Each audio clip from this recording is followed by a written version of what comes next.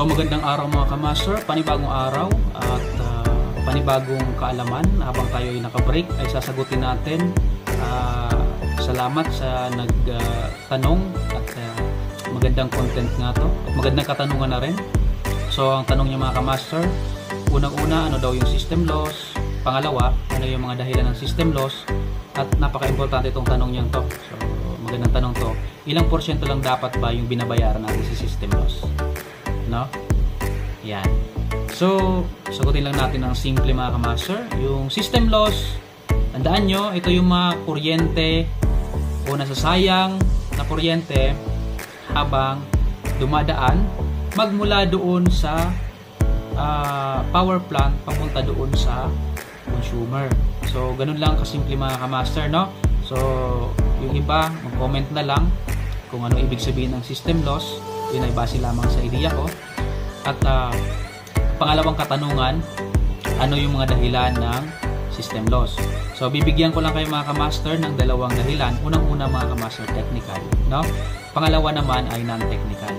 So yung technical loss mga kamaster, ito yung natural na nangyayari sa sa system, no?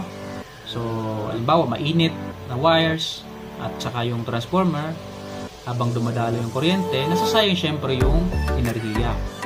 So pangalawa, mahabang transmission lines, dahilan din yun kung bakit nagkakaroon ng system loss mula doon sa sa power plant papunta doon sa consumers.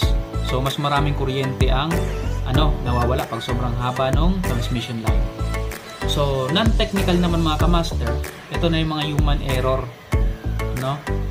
Yung illegal na connections na hindi naman dumadaan sa metro, isa yun mga kamaster sa mga non-technical. Pangalawa ay sira yung metro mismo, sira, no, hindi umiikot. So nagko-contribute yun sa system loss. Pangatlo ay minamanipula yung pagre-reading nung metro.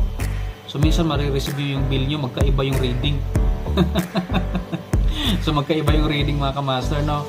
So hindi pwede na dagdagan mo yung reading, bawasan mo yung reading, dapat. Kaya nga may metro ka, 'di ba? Yun yung basahin mo. Huwag yung gagawa ka ng reading na gawa-gawa mo lang, kasi dapat sana kung ganun yung mangyayari, yung nag-reading, siya na lang yung ikinabit doon. 'Di ba? Yung metro na lang yung nag-reading sa kanya, kasi